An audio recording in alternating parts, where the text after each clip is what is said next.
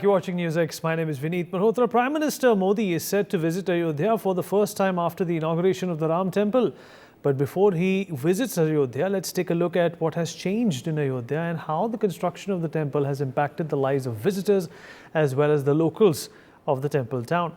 Uttar Pradesh has recorded the highest boost in GST collection in the month of April, and a record number of visitors are reaching Ayodhya every day with 1.5 crore visitors till date. Let's try and look at what has changed in Ayodhya, what is changing, and how the temple economics has impacted the town of Ayodhya. We'll talk about this with our guest, Mr. Sanjay Ghare, tourism expert and CEO of Vervotech, joins us on the program. Sharad Kohli, senior economist, also with us on the program. Vandana Singh, aviation expert, is also joining us on the show. And last but by no means the least, Mr. Desh Ratan Nigam, a political analyst, also joins us on the program. Dr. Kohli, I'll begin with you. Well, is it right to say that, what happened in Ayodhya, we can call it temple economics, or we can call it religious economics, or we can call it modenomics, has actually resulted in a city like Ayodhya, perhaps a city which was considered backward or, not advanced till a point in time. It has set into a motion an economic process that can definitely become a precedent for a number of cities in our country. And this is perhaps that one example that can be replicated and executed in various parts of the country thanks to the Ram Mandir. Well, thank you so much, Vineet, and good evening to all the panelists and NewsX viewers. Can you hear me clearly? Very loud and clear, sir. Okay. So I think, you can't replicate Ayodhya to rest of the country because Ayodhya is Ayodhya. And, Ram Mandir can be only Ram Mandir in Ayodhya. Or obviously, there are Ram Mandirs in other parts of the country. But yes, the concept and the way you promote a place for tourism, I think that can definitely be replicated. That if there is proper branding done, if there is infrastructure which is very robustly built in the place, the connectivity to the place is done, the airport is done, you have places to stay, places to eat, the road travel is easy. I think if these basic things are taken care of, you can really develop a place. Now, I would just like to very briefly touch upon Ayodhya per se, because that's going to be our focal point of the whole discussion. Now, Ayodhya, there is an airport in Ayodhya, we know that very well, but not many people know. In fact, I was there just a couple of weeks ago. Not many people know that even Lucknow, because of Ayodhya, has noticed a very sharp upsurge in the number of tourists coming there. And it's not just Lucknow. So some of the places, the people who go to Lucknow, there is a Chota Imambada, Bada Imambada, Bulbulaya, people who are familiar with Lucknow. Suddenly, these places are seeing spurt of tourists. It's all thanks to Ayodhya. So the beauty of boosting tourism in a place is that it can result in the surrounding areas catching up. Although, having said that, I would like to add here that, there is still a lot to be done in Ayodhya. It's an upcoming place. And, because when I went there, for example, a couple of weeks ago, I had to really struggle to look for a good hotel. And because I wanted to stay there for a couple of days, rather than just doing a morning, evening, or probably spending a night somewhere, I spent 3 days. So what I did was I stationed myself in Lucknow. But, from Lucknow to Ayodhya, driving is a bit of a challenge because it takes you about 2 hours or maybe a little more than 2 hours to reach there. So I think there's a bit of a road journey, which is pretty avoidable. But then if you want to do a day trip, you need to come back to Lucknow. So I think, but in the next couple of years, we are going to see hotels coming up. There's a lot of renowned hotel chains who have already signed up. I think it is under construction. So the problem I mentioned is probably transitional. It's just a matter of time before we have hotels and good places to eat as well. But I think what Ayodhya has taught to the country is that if the government's will is there, if the government really wants to promote a place, and if the top leadership, including Prime Minister, the Chief Minister, they pay personal attention to the place, you can really do wonders. If one picture of Prime Minister Modi sitting on Lakshadweep Island can lead to multiple cancellations of Maldives, you can very well imagine that brand Prime Minister Modi, what magic that can do. I don't mean that Prime Minister should go to every place where we want to promote tourism, but what I mean is that if the leadership has got a will to work, if leadership really wants to promote the place, more than 5 lakh people, when I went there a couple of weeks ago, Vineet, more than 5 lakh people per day is the footfall. And we are talking of summers. I would say the peak season would be winters when most of the people don't mind traveling. And, the best part is there are a lot of NRIs who are coming to the country now. And they are coming to the country. I mean, they do come to the country anyway for visiting their relatives and friends. But they are coming to the country particularly with Ayodhya in mind, of course, and with Ayodhya. So this is the collateral benefit. With Ayodhya, a lot of people are getting benefit vis-a-vis the foreign exchange spend here, vis-a-vis the hotels, vis-a-vis the airline, because when one comes to Ayodhya, they will like to go to other places also. So here is a place which is boosting tourism in the country as a whole, not just Uttar Pradesh. Uttar Pradesh, of course, is the default beneficiary. But then rest of the country is also gaining momentum because of that. So I think all in all, there is a big revolution which is happening in terms of tourism in India. Thanks to Ayodhya, thanks to other places which have been built with regard to infrastructure, connectivity. There are Right. so many airports now, the number of airports have been added. So all in all, I think a win-win situation as far as the country is concerned on the tourism front, Vineet. Right, you're right that that picture of the Prime Minister at Lakshadweep led to those cancellations to Maldives, but it was also what Maldives did, Dr. Kohli, that led to a lot of those cancellations and tickets to Lakshadweep as well. Sanjay, No, I don't deny that absolutely. But Yeah. then promoting the place, very people knew about Lakshmi before that. That's what I meant. Absolutely, but there were multiple factors which led to that particular Yeah. outflow towards Lakshadweep. Sanjay, I'm going to come to you now. If you look at this situation or this example of Ayodhya, you cannot have a Ram Mandir everywhere. You can't have a city being put into such a focus as Ayodhya was. So is it a challenge that other cities which perhaps hold the similar background and cultural heritage in India, but they do not have the legacy or the pedigree of a Ram Mandir, should also be promoted and should also make up for the tourism fabric of our country? But the challenge is, how do you do it without having a plank like a Ram temple? Yeah, good evening, Vineet. Good evening, everyone. So before answering that, I would like to highlight the numbers, Vineet, so that that will help us to understand this much better. So last 12 months, 31.5 crore visitors visited UP, compared to just less than 2 lakh visitors in 2021. Okay. And of course, the Ayodhya, Ram Mandir, the kind of infrastructure, kind of focus on a safety and security, all these things have added up. One more thing is IPL Gateway. There is a good stadium built in Lucknow 4 5 years back. Last 2 years, IPL is happening, which is always full. And then 45 50,000 people coming for every IPL match. So first of all, this is all clear. We all agree that, if there is a focus on infrastructure, and if a state like UP, which was looked upon not very secure, which was looked upon agriculture-driven economy, has outperformed a state like Tamil Nadu from a GST standpoint, which has highest number of factories in India. So the point to highlight is tourism can do a magic. And when it comes to tourism, Vinay, there are different, attractions everywhere in almost every state of India. So Ayodhya, Ram Mandir is there for, let's say, Ayodhya and developing the UP. The kind of seaside is a attraction point for Maharashtra, Kokanpatti. The kind of mountains are there, in the south side. The kind of, so what I'm trying to say is attractions can be different. What is needed to develop the tourism economy is basically the kind of infrastructure which was built in last 8 to 10 years in Ayodhya, Lucknow, and in nearby areas. The kind of safety and security, the trust, and the initiatives, technology initiatives like Divya app. So if you go to UP, the Divya app, because people never knew about Ayodhya that much, but now suddenly when they visit, they can use Divya app to understand everything around Ram Mandir, around nearby restaurants, and everything.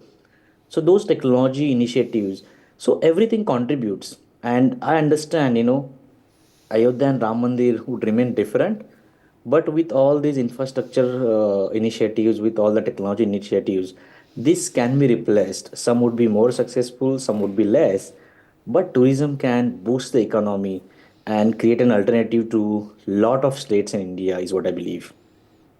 All right, Mr. Nigam, this is such welcome news. This is, in fact, what the Prime Minister also said and promised, that the Ram Mandir is not only for the devotees, it's also for the people of UP, it's for the economy, it's for the future, and it's a precedent, for other governments in other states to follow. And if you look at our heritage, if you look at, how old we are in terms of our history, what kind of opportunities do you see stemming from what you have heard about the GST collection, about this outpouring of visitors to Ayodhya? Well, Vineet, in fact, since ancient times, temples have been centers of economy. In fact, in ancient times, there were collection centers. There were centers for transaction of money between the traders, various traders. There were centers for deposition of money in the temples, and traders used to deposit their valuables in the temples, and they trusted the temples. And when the business used to take place, the money transactions used to take place. Remember Padmanabha Swami temple, where you had the huge amount of gold and other things, and they were treasures, and the money of the traders, or the for bad times to come, that money could be utilized. And when people laughed at Ram Mandir, they instead of Ram Mandir, hospital should be built.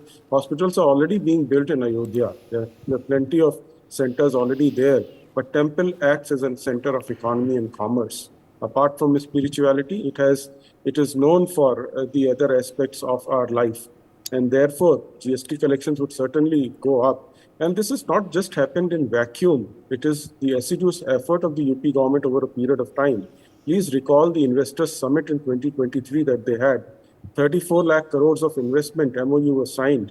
And the good law and order, unless and until you have a good law and order, investment would not come.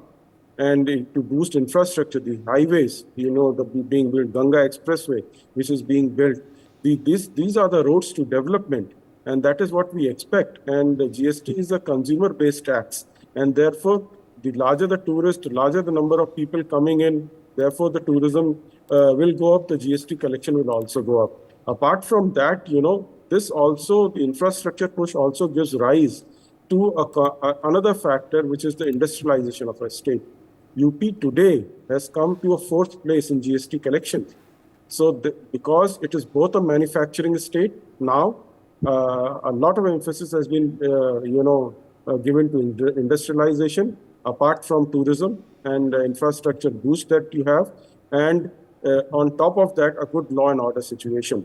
Unless until, as again I'll repeat, if you have a good law and order situation, other things start falling in place. People start having confidence, and the stability of the government will also show the continuity and stability of policies, which will give rise to confidence in the industrialists and businessmen and investors. They know that this policy is going to stay for at least 5 years, and the governments are not going to fall if they have an absolute majority. So all these factors combined give rise to an immense amount of opportunity, both at the small scale industries, MSMEs, and the larger scale industries. That is why you had about 34 lakh crores of investment coming in UP.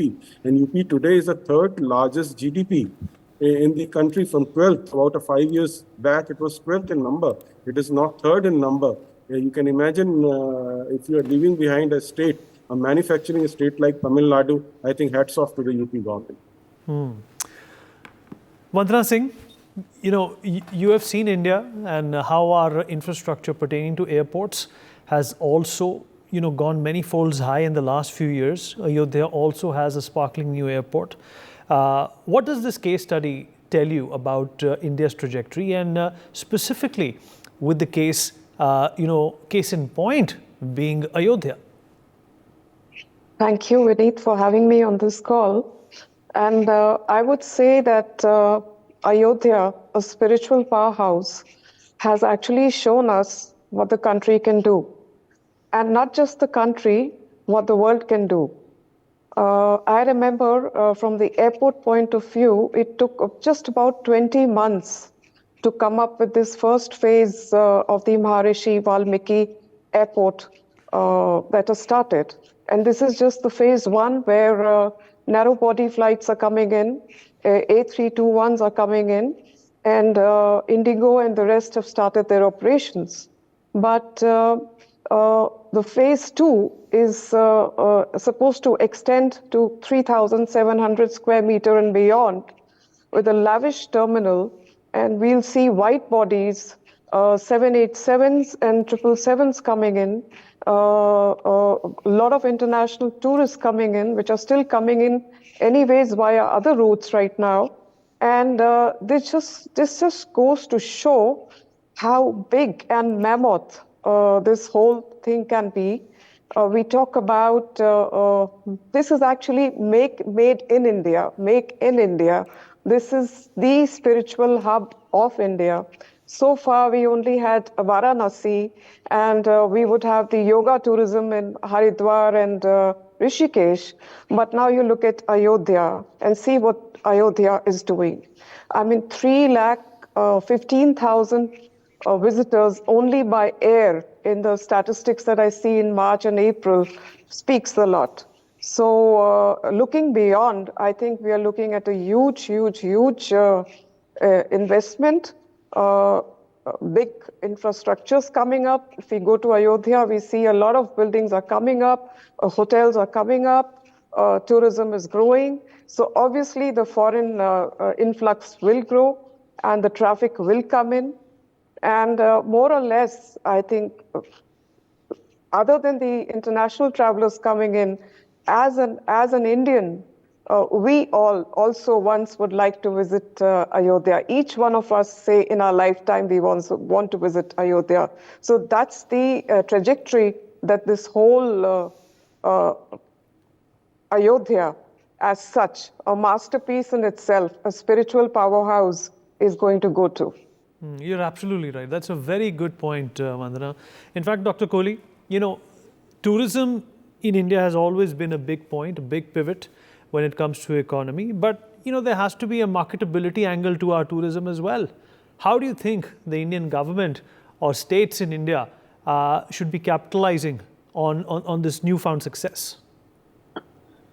Well, a very, very pertinent question, I would say, Vineet. The size of Indian tourism industry, is about $200 billion as per my calculations in the total of 3.75 or 3.8 trillion that we have. We have got about $200 billion. And if you look at some of the other countries, the contribution of tourism is far more.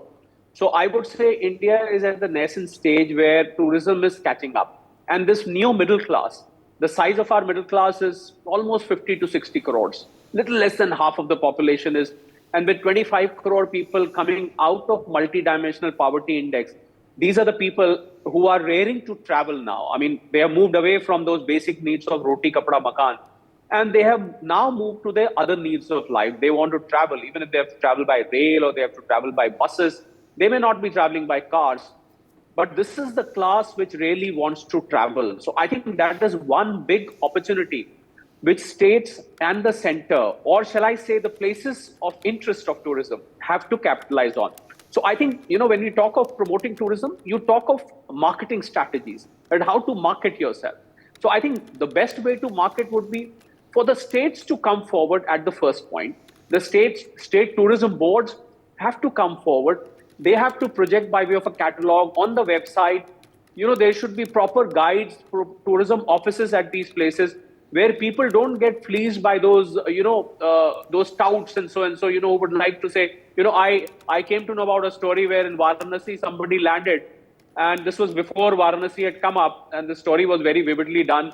And he was taken to a wrong Kashi Vishwanath temple. He was taken to somebody's house where there was a shivling, and he went to a wrong place. So I think the role of state, the role of tourist police, the role of information. So I think tourism is about coming out with proper information at the right time to the people and reaching out to the people who want to travel. When these three things, they come together, I think tourism is a natural outcome. You will suddenly find spurt. So with India heading for being the third largest economy, now if the GDP of the country is growing, GDP is not aloof from the incomes of the people, from the per capita income. So if people have disposable income, a recent survey came, Vinny, which categorically said that people in India are now spending lesser on food and lesser on clothing, and they want to spend more on entertainment, more on traveling. So I think with this neo middle class, especially the younger generation, they have a quest to see the country. And the best part, I would like to take a leaf from what Vandana said, that the best part of this Ayodhya tourism is that people who are not staunchly religious, I think there are two kinds of tourists. One who are very, very religious, they want to go with a lot of shraddha. And there is another lot of people who may not be very staunchly religious, but they still want to travel. They want to see what has happened there. And then, of course, once they visit temple, they would obviously visit with folded hands. So I think the target should be both of these categories, whether it is religious, whether it is non-religious. India is a place where there is tremendous scope for terror. You've got hills, you've got sea, you've got hot weather, you've got cold weather, you've got moderate weather, you've got those backwaters as well. So I think there is nothing which is missing in this country. So if anybody is looking at traveling to Switzerland or going down to Mauritius or Maldives or probably going to any other place, you find the similar kind of places here itself. Look at what has happened to Kashmir. Right. I mean, the number of tourists that have happened in Kashmir. So I think there is a revolution which has happened in the country, and with government's will being there, this is only going to move forward in the right direction, Vinny. Absolutely, Dr. Kohli. And Sanjay, do you think that they are evolving and changing patterns when it comes to travel and tourism in our country, which ought to define the next 5 or 10 years? And has Ayodhya and what has happened in January this year, one of the key factors which will define this streak of a travel bloom in our country?